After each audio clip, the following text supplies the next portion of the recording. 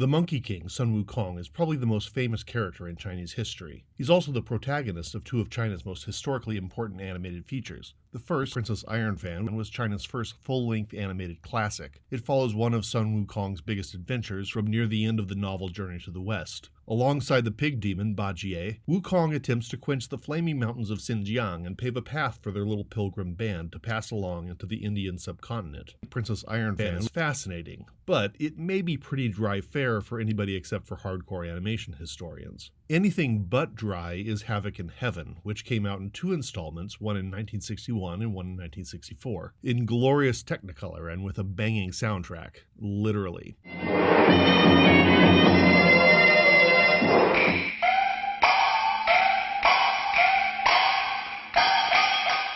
Havoc in Heaven captures earlier adventures of Sun Wukong when he had not yet been sent on his journey of redemption with the monks Xuanzan on a long episodic adventure seeking Buddhist scriptures, which takes up the bulk of the novel. Prior to the events of this film, Wukong had trained under a Taoist priest, earning his name, which means the monkey aware of nothingness. That's pretty hardcore.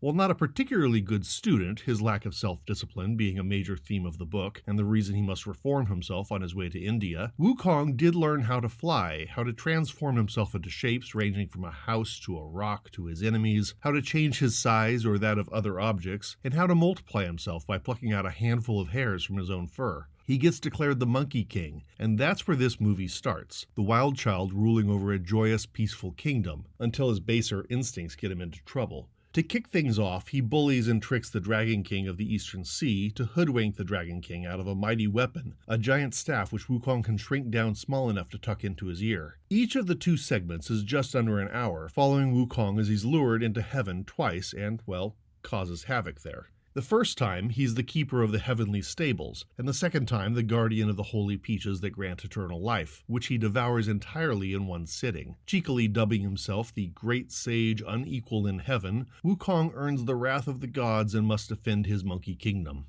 The movie cuts off after the Monkey King triumphs over heaven, a telling choice on the part of Mao's Beijing. Conspicuously missing are Sun Wukong's punishment by Buddha for his crimes and his eventual redemption by Guanyin, the goddess of mercy. The gods are portrayed as buffoons or bullies, ruled by an effete Jade Emperor. The book's sincere portrayal of Taoists and Buddhists is skipped over entirely. The movie pays homage to Chinese culture, but is clearly a product of the PRC trying to find its direction shortly before the Cultural Revolution, cautious about China's glorious future. Unlike Princess Ironfan, which was made before the horrors of the Japanese occupation and the Chinese Civil War, it eschews any obeisance to traditional religion. All the gods are here: Li Jing, known as the pagoda-bearing heavenly king, White Planet or Bai Di, Lao Tzu, the four warrior gods, and eventually the super baby Nejia. Sun Wukong pits his own impish child army against the old order, and we're clearly meant to be laughing at the old guard's failures. This is a movie about the disruption of old power structures. One of the film's joys, though, is its devotion to Chinese art history, even while pushing the envelope on modern animation at an impressive clip. Visually, this does compare favorably to Disney's 101 Dalmatians, which was also from 1961. The characters' arms are a bit rubbery, but realism is not the goal here. The soundtrack, mentioned before, is clearly opera-inspired.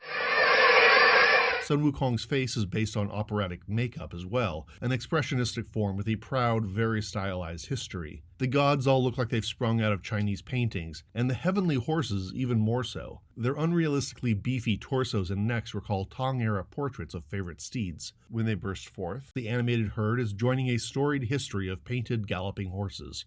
And the rockeries that dot the jungle's background are clearly evocative of the carefully planned chaos in an ideal Chinese garden. The background paintings never cease to amaze. As a visual experience, Havoc in Heaven is a delight. Chinese mountains are justly portrayed as paradigms of beauty. Anybody curious about animation history outside of the United States is strongly recommended to check this out. I am pleased that Light Chaser Studios is returning some of the luster to Chinese animation. Havoc in Heaven is far from the only example of great animated films from mid-century China, and it's a great place to take the plunge.